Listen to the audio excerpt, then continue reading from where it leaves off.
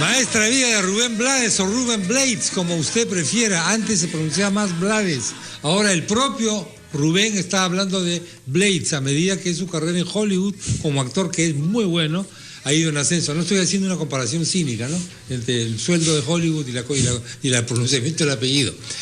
¿Pronunciamiento he dicho? Qué horror, los maestros me dejaron. Pronunciación sería. Maestra Vida, fíjense cómo es la voz. Maestra Vida, ¿la vida enseña más que la ley? Creo que sí. Pero en fin, tenemos a dos expertos. A dos expertos que nos podrán decir cuál es el sentido del día que vamos a celebrar el miércoles próximo, el miércoles 6 de julio, que desde hace más de 60 años es celebrado en el Perú como el Día del Maestro. Y esta fecha ha sido adoptada porque San Martín creó el 6 de julio de 1822 la primera escuela para formar maestros. Quiere decir que este tema es tan antiguo como nuestra república. Nuestros dos invitados son el exministro y pedagogo Idel Wexler y el pedagogo director de una escuela innovadora por antonomasia, señor León Trachtenberg. ¿Cuántos maestros hay en el Perú? ¿Cuán buena formación tienen y cómo hacen su trabajo pese a las circunstancias adversas, entre ellas remunerativas, que muchos de ellos tienen que enfrentar? Buenos días, señor Pedagogo. Bueno, en primer lugar yo agradezco la invitación y lo de expertos suena bonito, pero León y yo somos maestros de aula. Correctamente. Toda la vida. Muy importante. Efectivamente, ahora a tus preguntas, a tus inquietudes, Constantino, Fernando, como verás, me acuerdo mucho de tu hermano Constantino. Un maestro de aula también. Como justamente el Día del Maestro, bien vale la pena el lapsus por recordarlo a Constantino. Mira, en el Perú se calcula que entre los maestros del sector público, privado, y los que siendo maestros ya no ejercen, deben haber al menos unos 600.000 profesionales. Deben haber unos 300.000 en el sector público, unos 120.000, 30.000 en el privado, y miles que dejaron de trabajar como maestros o todavía no han tenido la oportunidad de ser contratados, pero que están ahí disponibles como recurso docente. Ahora, los analistas, los estudiosos como Idel, como yo, generalmente tenemos una relación ambivalente con los maestros. Por un lado, un enorme agradecimiento y reconocimiento a su labor muy esforzada y dedicada, porque de lo contrario el Perú sería un país de analfabetos. Es decir, el Perú es lo que es en su desarrollo, en su capital humano, cultural, gracias a los maestros, con todas las dificultades que han habido. Y hay maestros notables y maestros quizás menos conocidos que han formado a los peruanos que hoy en día están en todos los niveles académicos, científicos, empresariales, políticos. Pero junto con eso es evidente que hay una serie de cosas por mejorar en la educación, tanto en el trabajo de cada maestro como en el colectivo del magisterio, y las pautas que da el Ministerio de Educación sobre lo que es la acción docente. Y ahí es donde uno espera todo el tiempo que el maestro haga un esfuerzo más para capacitarse, para ser autocrítico, para innovar, para atender mejor a los alumnos. Y cuando eso ocurre, a veces los maestros sienten de que uno no los está reconociendo, que uno no los está valorando, pero no es así. Es que todos tenemos que poner algo más de nuestras posibilidades cuando vemos que lamentablemente los niveles a los que llega la educación peruana no son realmente tan satisfactorios. De manera que en mi manera de comunicarme con los maestros siempre he tratado de poner estas dos cosas a la par. La admiración en general. La admiración, el agradecimiento. Y, digamos, un cierto malestar cuando ves que están afectados por inercia, por poco estímulo y que no quieren adaptarse a la innovación. Y una expectativa para que se entreguen cada vez más a su tarea profesional, ¿no? Señor Bez, sin embargo, sentimiento frente a los 600.000 maestros. Reconociendo lo que León expresa, creo que hay que reconocer que del año 2000 hasta acá ha habido una evolución positiva en el magisterio. Si tú vas los sábados y domingos a las maestrías en educación, a las capacitaciones, a los eventos que ofrecen las diferentes instituciones, los maestros van.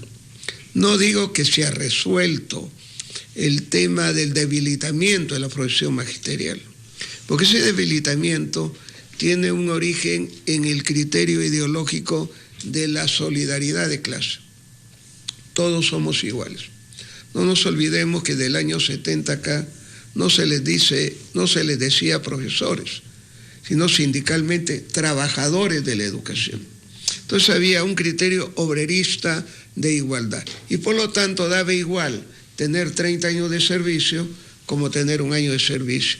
Ser una persona muy trabajadora, muy dedicada, muy estudiosa, que ser todo lo contrario. Ese es el gran camino que se ha comenzado a trabajar con este tema de la meritocracia, pero reconozcamos que todavía hay un déficit importante. Y hay un déficit importante por dos razones, porque la formación inicial sigue siendo deficitaria. Ingresan a las universidades muchos alumnos que encuentran como última opción el magisterio. Y por otro lado... Que no tienen vocación real, ¿no? Sí. Al comienzo, ¿no? Lo cual no implica que todos. Pero, por otro lado, el régimen meritocrático implantado en el Perú sigue todavía no siendo una atracción efectiva para los maestros.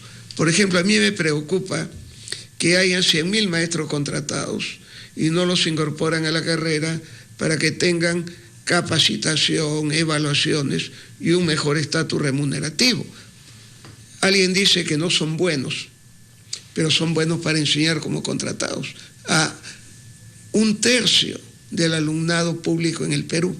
Y por otro lado, los grandes sueldos que están en la 7ª y 8ª escala no son accesibles a ellos. Entonces hay una responsabilidad del Estado social y del propio magisterio que creo que hay que alentar, claro, sin dejar de reconocer que el maestro es el factor clave de la educación nacional. La formación que recibe los universitarios o los de las escuelas superiores, etcétera, como maestros, ¿es adecuada o no es adecuada? Porque me da la impresión de que estamos acostumbrados a criticar a toda la educación, ¿no? Por ejemplo, las universidades que no están de acuerdo con lo que pide el mercado, que no hay una relación entre la empresa, el trabajo y la educación. Entonces hay un montón es el país de los doctores, ahora ya hay que ser máster en todo, prácticamente para ganar un partido de billar en un sitio en la esquina de tu casa tienes que mostrar un título de algo. León, ¿cómo ves eso? Ahora, es que el problema es el siguiente, una cosa es la formación académica, o sea, saber temas de educación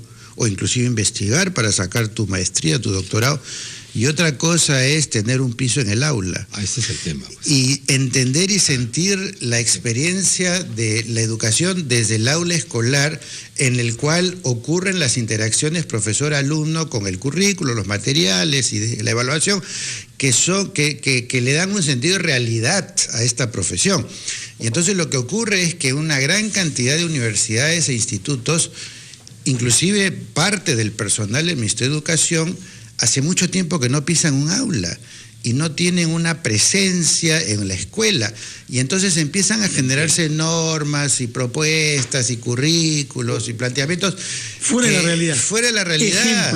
Ejemplos de propuestas fuera de la realidad. El ejemplo más concreto de todos es que estamos viendo con las evaluaciones que hace el Ministerio de segundo de primaria y segundo de secundaria, que los niveles de logro de los alumnos en cosas tan básicas como lectura y matemática son bien limitados y sin embargo no se produce una reformulación de los criterios curriculares, de los sistemas de trabajo de los maestros, y por eso que todos los años cuando toman las pruebas censales los resultados son más o menos los mismos. A veces hay unos puntitos de diferencia. Estamos mejorando, pero mejorando. Claro, ¿no? Pero ¿qué significa que el 80% no logra resolver un problema de sumas y restas al cabo de segundo de primaria, que son 4 años de escolaridad entre inicial y primaria y más o menos 1.500 horas de matemáticas?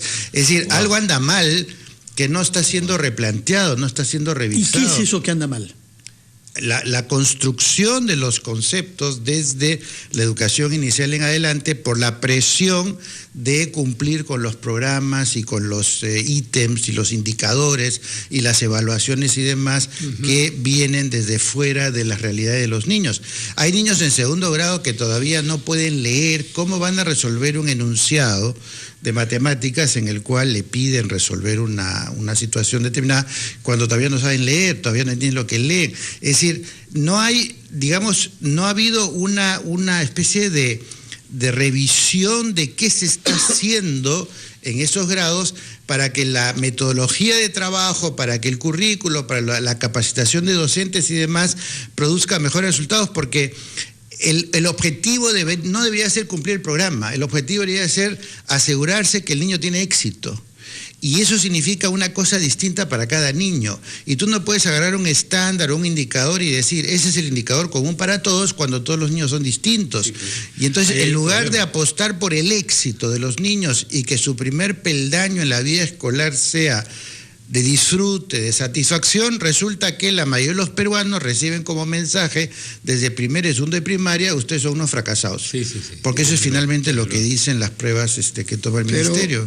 Ahí en el tema de currículo, por ejemplo, que se acaba de aprobar, a mí lo que me preocupa es que el magisterio tiene que ser actuante.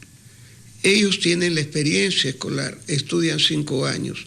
Puede ser que la formación no sea óptima, pero son los que están cotidianamente innovando, experimentando, preocupándose por los alumnos en todo el Perú. Y a veces quienes dirigen las políticas magisteriales, como dice León, en currículo, quieren imponer desde el ministerio o desde muchas instituciones sin tener la experiencia escolar, ¿no? León ha dicho varias veces, y yo lo reitero, hay mucha gente que da pautas, que quiere enseñarle a los maestros, que norma para los maestros, los obliga desde Lima a trabajar. Y jamás se ha manchado el saco con el polvo de la tiza, ¿no? Y muchos de ellos pisaron por última vez cuando salieron de quinto y secundaria la escuela. Esa fue su última aula. Sí. Vamos a regresar con ustedes, si son tan amables de quedarse después de la pausa. ¿Qué se puede esperar del nuevo régimen, del nuevo gobierno, del nuevo esquema político que comienza en breve ya en el Perú, en esta materia? Esto y más después de la pausa que viene a continuación. Seguimos con León Trachtenberg e Idel Wexler. El Día del Maestro es el 6 de julio, vale decir el miércoles, creo. Efectivamente, estoy bien en matemáticas entonces, no me he equivocado, el día 6. Hablando de esto de los números y de los números que tienen los días, hay un cambio un intento de cambiar la actitud para corregir a los alumnos, las famosas calificaciones. Pasamos de los números a las letras. ¿Cómo ven ustedes eso, León? Mira, yo creo que antes de cambiar números a letras tiene que haber un debate sobre qué cosa es la evaluación. Porque ¿qué es lo que ocurre? Hay dos miradas para la evaluación. Una es, todos los alumnos tienen que lograr lo mismo, y tú distribuyes a los alumnos usando notas o rankings o lo que fuera, entre los que logran más y los que logran menos, pero la expectativa es que todos logren igual. Es como, por ejemplo, si yo agarro un conjunto de muchachos que nunca han hecho, por decir, atletismo.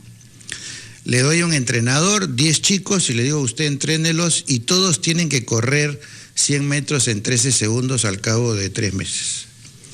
Entonces el entrenador agarra a estos chicos y de pronto, al cabo de 1 hora, hay uno que corre muy velozmente, otro no tanto, y hay uno que es torpe, gordito, las piernas no le dan y demás, y no la hace. Pasan las semanas y se van marcando más y más las diferencias. Lo más grave del asunto es que puede ocurrir que el más veloz no entrene en absoluto, porque él desde la primera saca los 13 segundos. Y el otro, el gordito, el torpe y demás, entrena 3 horas diarias y al cabo de 3 meses no baja ni de 15 segundos. Y tú le estás diciendo a ese que entrenó 3 horas diarias que está jalado, está desaprobado porque no llegó a 13. Y al otro, que llegó a 13 a la primera porque sus dotes naturales se lo permitían, le estás diciendo un aplauso, le das premios, meritorio, y no ha hecho nada para lograr ese 13. ¿Y eso por qué? Porque le pones a todos la misma valla a lograr y no reconoces las diferencias entre los alumnos. Lo que debería ocurrir es que tú al alumno que arrancó con todas las facilidades le pones una meta distinta a la del alumno que tiene todas las dificultades y vas a evaluar a cada uno en función de sus logros. Si es así, no puedes usar la misma escala para ambos. Tienes que utilizar criterios distintos y esa es una evaluación cualitativa. La evaluación que parte del principio de cuál es la línea de base de cada uno y cuánto ha logrado cada uno de acuerdo a sus posibilidades. La otra alternativa es decir, a mí no me interesan las diferencias entre alumnos, no me interesa si uno es dotado o no es dotado, si está enfermo, si está sano, no me interesa. Todos tienen que lograr lo mismo y el que está por debajo de ese logro sale desaprobado o con las letras que utiliza el ministerio saca B o C. Y entonces mientras no se debata claramente o se defina si la evaluación es un instrumento para jerarquizar y marcar quién gana, quién pierde, quién es superior, quién es inferior, versus una evaluación que reconoce los esfuerzos y logros de cada alumno, vamos a seguir con este tema. Pero se ha debatido todo eso. Bueno, es una reforma que data de varios años. Pero la opción que está tomando el ministerio es que todos tienen que lograr lo mismo. Sí, porque inclusive cuando tú ves las letras, te dicen A, D, A, B y C, te dicen encima el logro esperado, debajo el logro esperado, muy por debajo el logro esperado. Logro esperado es el mismo criterio para todos.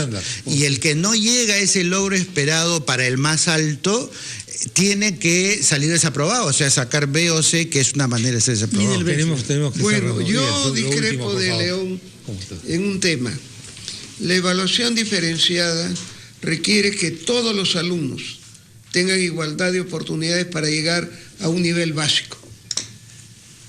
No digo que el que tiene dificultades motoras en educación física lo obliguemos a que logre lo óptimo, pero sí hay que ayudarlo desde la educación a recuperarse para lograr lo mínimo, lo básico. Eso es lo que se llaman los criterios o los estándares básicos. Ahora, las posibilidades de que aquel que tiene mayores posibilidades en matemática, en comunicación, en historia, ahí hay que plantear para que todos se tenga en cuenta los ritmos y estilos de cada uno. Ahora, mantener del 0 a 20... ¿En qué no estamos de acuerdo? ¿Estamos de acuerdo en eso? Claro, pero tú dices que cada alumno debe tener su propia nota. O sea, hay 30 alumnos, 30 La evaluación cualitativa debería ser individual. De acuerdo, pero tienen que lograr el mínimo. Y ese mínimo tiene que tener un guarismo. Sí se puede establecer con esa claro, letra. Y ese guarismo es la letra A. Si tiene un logro mayor es AD.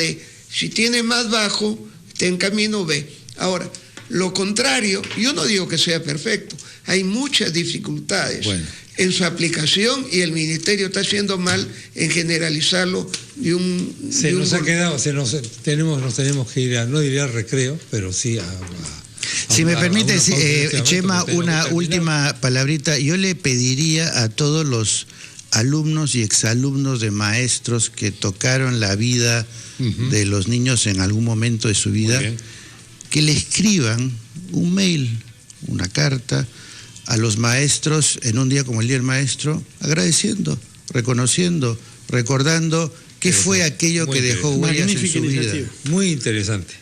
Por lo menos yo, el Día del Maestro, acá en la radio voy a contar un par de anécdotas con maestros que me sacaron de cuadro y que me han dejado, uno siendo yo muy pequeño y otro ya como periodista, en las alturas de la provincia de Espinar, en el Cusco. A esos que hacen magisterio. Impresionante. Porque muchos hablan del magisterio y no tienen idea de lo que ocurre en el aula. Es verdad. Y deciden sobre ellos. Sí, señor.